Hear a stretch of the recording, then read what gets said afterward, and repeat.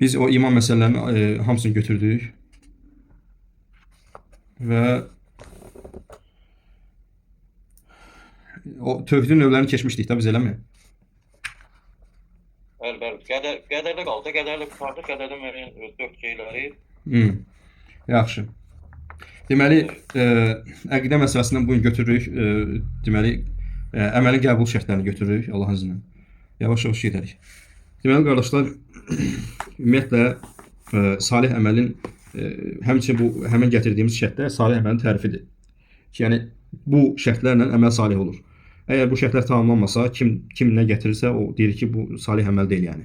Yəni, hətta namaz da gətirsə, yəni bu ibadətdən bilinən bir şeylərdən də gəlsə, biz deyirik ki, bu şərtlər tamamlanmayınca bu əməl salih əməl sayılmır. Kimsə gətirsə ki, bu ibadətin əsli yaxşı, şəriətdə olsa necə, biz ona deyirik ki, bu ibadətin əsli şəriətdə olsa belə, cinsi şəriətdə olsa belə, əməlin cinsi, məsələn namaz kimi, oruc kimi və digər ibadətlər kimi mütləq bu iki şərt tamamlanmalıdır. Əgər bu iki şərt tamamlanmasa, insan yəni yorğunluqdan və bidətdən başqa bir şey etmiş olmur. Və bu həmən iki şərt nədir? Deməli, şurut qabulil əməl indallahi Teala thalathə. Allah katında bir əməlin salih olması üçün, qəbul olması üçün üç şərt var deyir. Üç şərt.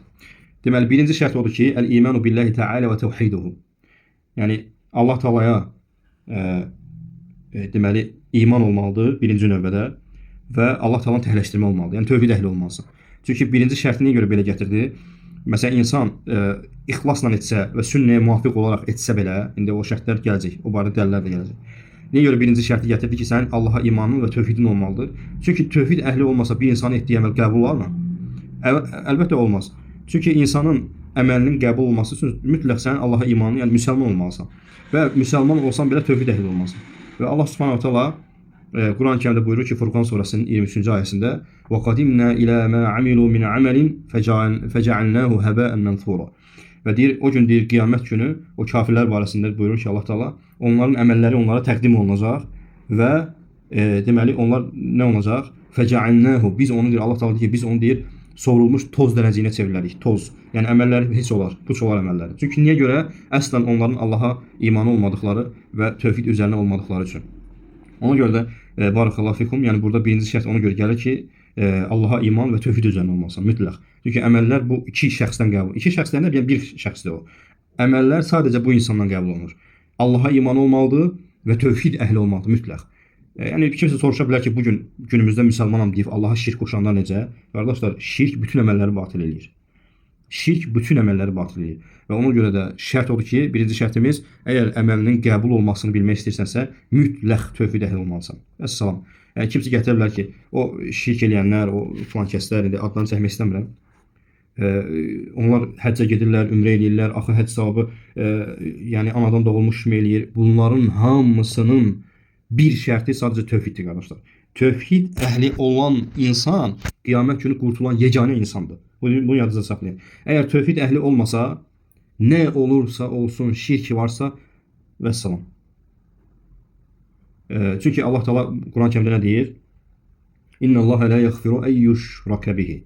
Fikir verin. Allah Taala ki, özünə şərik qoşulmasını əsla bağışlamaz. Və men yushrik billahi faqad harramallahu alayhi'l cennə. Kim Allaha şərik qoşsa artıq cənnət onun üçün haram olar. Vəssalam. Sənin burada Allah Taala zikirləmirsən, əməlin varsa belə, yoxdursa belə, əməl orada şərt deyil. Çünki əməl əslən qəbul olmayıb axı. Şirk olduğuna görə. Aydındır? Ona görə də qeyd edirəm yenidən, əməlin qəbul olması üçün Allaha iman və tövhid üzərində olmaq şərtdir. Və dəlilimiz də Furqan surəsi 23-cü ayə. Allah Taala qiyamət günü o kafirlərə o əməllərini təqdim edir. Fikir verin, onların əməlləri var idi. Kimsə deməsin ki, onların əməlləri yox idi.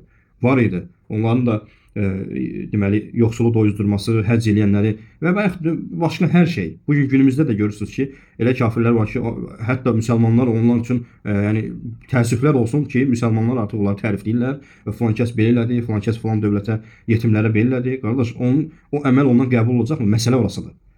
Yəni onun bütün canını xərcləsə İslam üçün. Deyək ki, insan İslam üçün hər şey elədi. Qiyamət günü qurtulurmu? Əlbəttə qurtulmur. Qurtulası olsaydı Peyğəmbər sallallahu əleyhi və səlləm əmisi qurtulardı. Aydındır? Hansı ki İslam üçün nələr eləmədi? Peyğəmbər sallallahu əleyhi və səlləm qorunması üçün nələr eləmədi? Qurtuldumu? Xeyr. Çünki şərt nədir? Allaha iman olmalıdır, müsəlman olmasan, tövhid əhli olmasan. Və Peyğəmbər sallallahu əleyhi və səlləm buyurur ki, Qul amantu billahi thumma istaqim. De ki, Allaha iman etdim və doğru ol. Yəni doğru yoldan ayrılma. Və bunu da Müslim rivayet edir.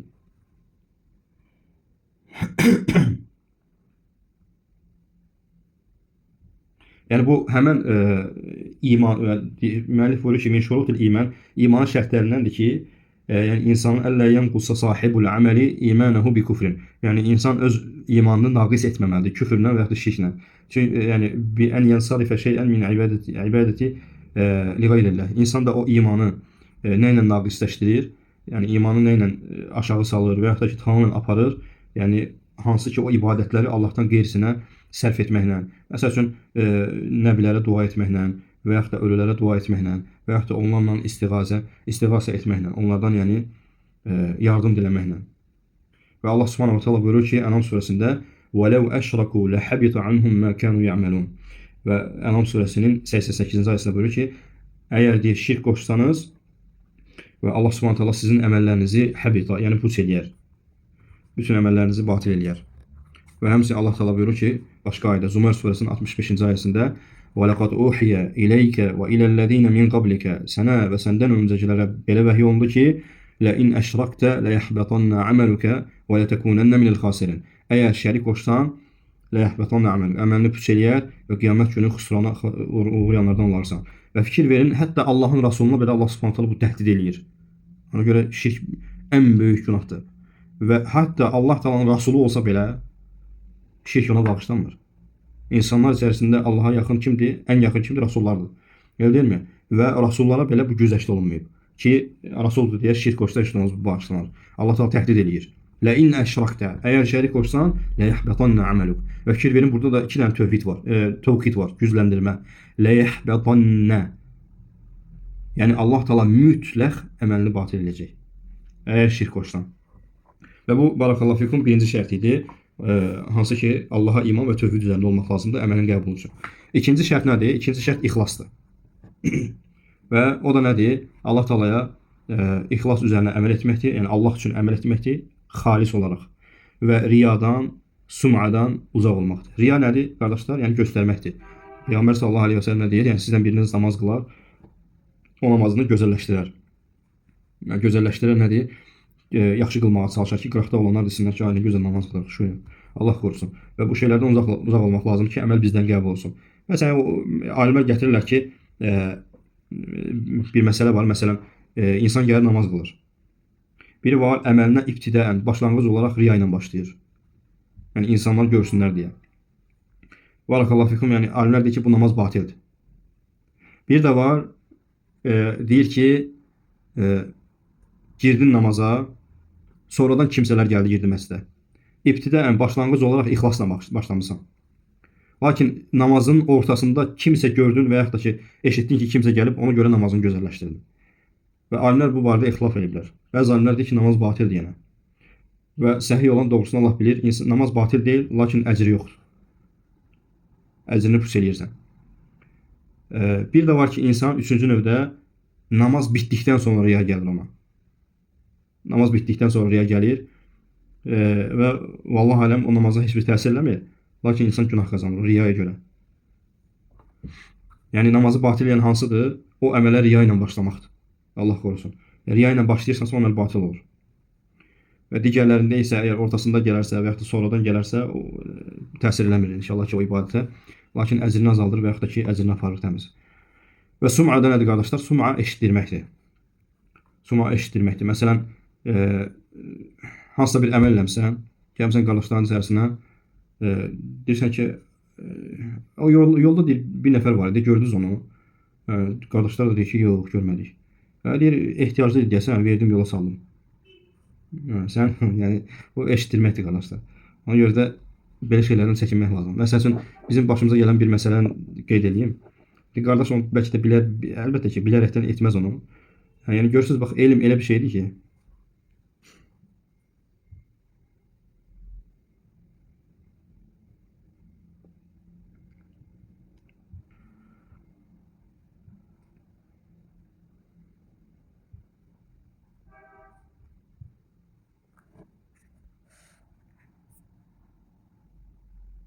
Yəni sən onu öyrənəndən sonra tövhid hasil olur. Çünki o bilmirdi o şeyin şirk olduğunu və yaxud da ki, sum'a eşitdirmək olduğunu bilmirdi. Amma sən biləndən sonra tövhid hasil olur. Ona görə də bilməyən insanın şirkə düşməsi labüddür. Qorxulur ki, düşəcək şirkə. Yaxşı, deməli deyir ki, bir qardaşa paltar hədiyyə eləyib. Qardaşlarla yığışıblar məsələn. Qayıdır deyir ki, indi o içindəki o ürəyi partlayır axı, onu eşitdirməlidir mütləq. Ki, yəni çünki o vəsvəsə verən verir ki, eşitdir də, yəni cəmaət səni tərifləsinlər. Yəni, bu boyda əməl eləməsən. Deməli deyir ki, qardaş, o sən verdiyin paltar nətərdir? Dar döyür ki, yaxşıdır, üstü saxlayır. Məsələn, amma Allah qorusun belə şeylərdən çəkinmək lazımdır.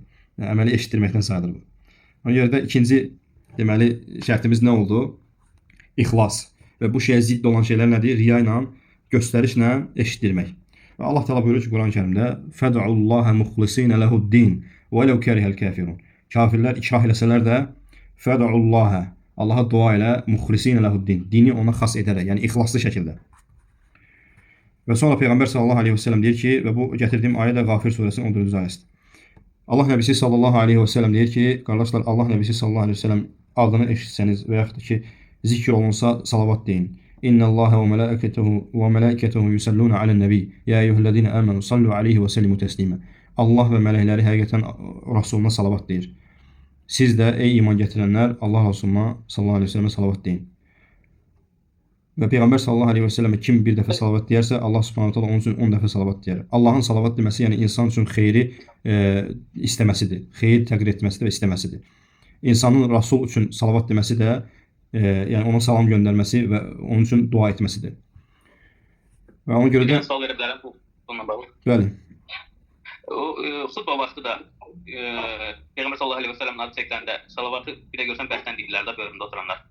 Yox, bəhsdən demək olmaz. Deyilməlidir yoxsa yox? Xütbədə vallahi alim, yəni imam xütbə verərkən alimlər arasında bu ixtilafdır ki, o danışıqdan sayılırmı yoxsa yox, yəni salavat demək. Bəzi alimlər hətta gətirir deyir ki, hətta sallallahu əleyhi və səlləm demək də olmaz. Vallahi alim, yəni demək olar. Sadəcə yavaş demək lazımdır. Çünki bəhsdən demək olmaz. Bəhsdən demək danışıq kimi çıxır da. Yəni sadəcə dodağın altında deyirsən sallallahu əleyhi və səlləm. Çünki Allah Nəbisi sallallahu əleyhi və səlləm deyir ki, başqa hədislər buna dəlalət edir. Kim deyir, mənim adım çəkilib yanında mənim adım çəkilərsə və salavat gətirməzsə, onun burnu yerə sürtünsün. Cəbrail əleyhissalam bu duanı edib. Allah Rasulü sallallahu əleyhi və səlləm deyib əmin. Ona görə də Allah Rasulü sallallahu əleyhi və səlləmin adını eşitdikdə salavat gətirin, mütləq. Salavat gətirin və bizdə deməli mövzudan kənar bir dənə şeyximiz var, Allah ondan razı olsun. Hər dəfə bizdə dövrəyə olanda gəlir dərs keçəndə bu şeyə cəmaatı təşviq edir. İnanırsınız, bəlkə də bir dərsdə bir 70 dəfə salavat deyir. Bir dəfə deyəndə, hədis deyəndə deyir ki, Qala Rasulullah sallallahu aleyhi və səlləm, sallallahu aleyhi və səlləm, sallallahu aleyhi və səlləm, Allahümme salli və səllim və bərik alə nəbiyyə Muhammed sallallahu aleyhi və səlləm. Yəni bu sallallahu aleyhi və səlləm sənin deməyin xeyirdən başqa bir şey deyil, vallahi. Ona görə də nə qədər Allah razı olsun. Və Peyğəmbər sallallahu aleyhi və səlləm hədisdə nə deyir? Bir nəfər gəlir deyir ki, ya Rasulullah, mən duamın filan qədər hissəsində sən üçün salavat gətirirəm. Kifayət elirmi? Deyir, xeyr. 1/3-də deyir salavat gətir, kifayət edir, xeyr. Deyir, yarısını sənin üçün salavat gətirəcəm dua eləyəndə. O kifayət elirmi? Deyir, xeyr. Hamısını da deyir gətir. Ona görə də hamısını da gətirmək məqsəd nədir? Yəni duanın əvvəlində də, ortasında da, sonunda da salavat gətirsən, o sənin üçün xeyirdir. Vallahi və o qədər əzəmətli bir ibadətdir ki, salavat gətirmək. Baxın, Əbu Leys Əs-Səmərqandi rahimehullah deyir ki, o qədər, yəni buna dəlalət edir ki, bu əməlin o qədər savab, əzəmətli olmasına ibadətin Allah Taala özü bunu edib. Fikir verin. Elə bir ibadət yoxdur ki, bizim üçün Allah Taala əmr eləsin və Allah özü onu etsin. Elə bir ibadət var, yoxdur. Məsələn, Allah Taala namazı əmr edir. Allah Taala namaz qılır. Əuzubillah. Yəni, və yaxud da ki, başqa şeylər, başqa ibadətlər. Amma salavat elə bir ibadətdir ki, Allah özü onu edir və mələkləri edir, sonra möminlərə əmr edir. Ona görə diqqətli olun, barakallahu fikum. Və buyurur ki, Allah Nəbisi sallallahu aleyhi və səlləm, mən qalə la ilahə illallah muxlisan dəxaləl cənnə. Kim Allaha, yəni la ilahə illallah ixlaslı şəkildə deyərsə, cənnətə daxil olar. Və bunu da deməli sahih, bu hədis səhihdir və Buxari Müslimdə gəlir bu hədis. Və üçüncü şərtimiz əməlin qəbul olmasında qardaşlar, əl-muvafaqatu limə cəə bihi Rasul sallallahu aleyhi və səlləm. Və bu da çox mühüm məsələdir. Bidət əhlinin çoxsunun demək olar ki, %90%-nin düşdüyü bu xətadır. Hansı ki, Allah Rasul sallallahu aleyhi və səlləmin şəriətinə müvafiq olmalıdır. Və bir insan gəlib ibadət etsin, namaz qılsa, oruç tutsa belə, yəni o sünnəyə müvafiq olmayan şəkildə eləsə, biz deyirik ki, sənin üçün yorğunluqdan başqa işlə qalmayıb. Allah Teala buyurur ki: "Və ma atakumur rasulu fexuduh və ma nahakum anhu fantahu." Kim Rasul sizə nəyi versə onu götürün, nədən sizi çəkindirsə ondan uzaq durun. "Vettekullaha innallaha şədidul iqab." Allahdan qorxun və bilin ki, Allah Taala'nın əzabı şiddətli olandır. Və Allah Nəbisi sallallahu əleyhi və səlləm deyir ki, bu ayə Həşr surəsi 7-ci ayədə gəlir. Və Allah Resulü sallallahu əleyhi və səlləm buyurur ki: "Mən amilə amalan leysa alayhi emruna fehuve raddun." Kim bir işi edərsə və o işdə bizim işimizə muvafiq olmazsa, fehuve raddun və o da rədd olunar. Yəni məqbul olmaz, qəbul olmaz ondan. Və bunu da Müslim rivayet etmişdir. Və bitirməmişdən qabaq bir şey də deyim qardaşlar. Sallallahu aleyhi və səlləm deyərkən çox müsəlmanların yol verdiyi xətadan diqqətli olun. Bəzi adamlar deyir sallallahu sallallahu belə şeylərdən uzaq olun qardaşlar. Sallallahu aleyhi və səlləm. Bu sizdən çox da vaxtınızı ayırmır. Bir saniyə sallallahu aleyhi və səlləm düzgün şəkildə eləmək lazım duanı. Bəzən görürsən ki, qardaşlar Allah Resulü deyəndə sallallahu belə olmaz. Bu xətadır. Doğrusunu Allah bilir. Barakallahu fikum.